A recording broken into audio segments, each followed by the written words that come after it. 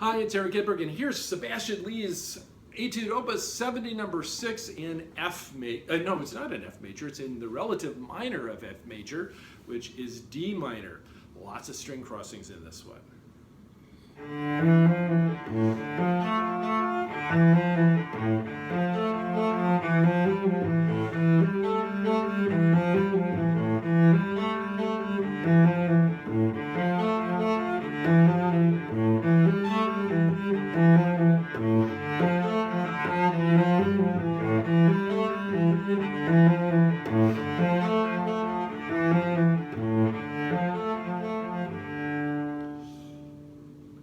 Still very pretty, isn't it?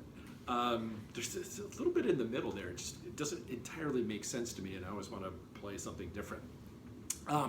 So 6 notes to a bow. We were talking about with Etude number 5, measuring out the amount of bow that you need for each note so that you don't run out.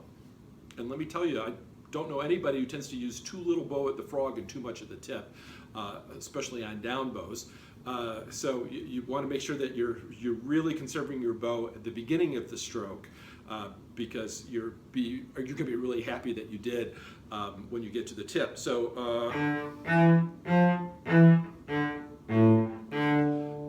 stop on each note, divide the bow mentally into sixths. Some people, even put little pieces of tape on there. I don't feel like putting tape on my bow, but your bow, go right ahead and do it.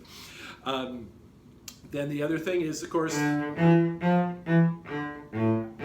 don't want to make too big of a arm motion of changing the elbow level when we go from the D string down to the A string, and then the D string down to the G string where we're playing in A, and then back again to the D string, and the same when we're going from the D string up to the A string for real, for playing those open A's. Now here, this is, I talked about when we have a sequence of slurred notes and there's just one note on another string. I call that an orphan note. We've got that at the end of the first measure. And this is the kind of thing that we'll tend to try to avoid, but in this particular circumstance, it's really unavoidable. It'd be unavoidable if we were playing it up in 4th position. So here, you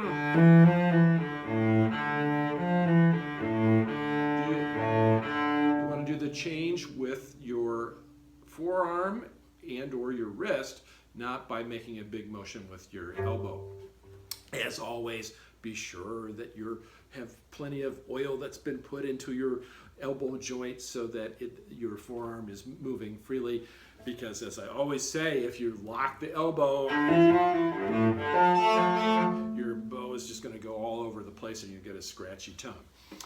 Okay, and remember, you can practice it pizzicato first and practice it slowly, and you don't have to do the slurs right at the beginning. So you've practiced, you've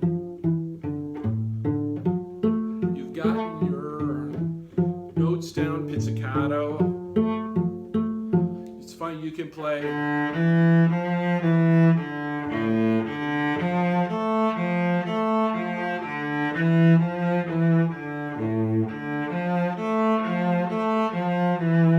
Play it with separate bows. You can play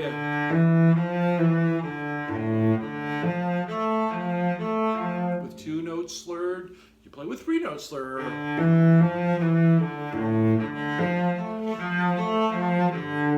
Everything that you do is going to help you become more aware of the notes, become more confident with your left hand, and more aware of what you're doing in terms of your arm levels and string crossings.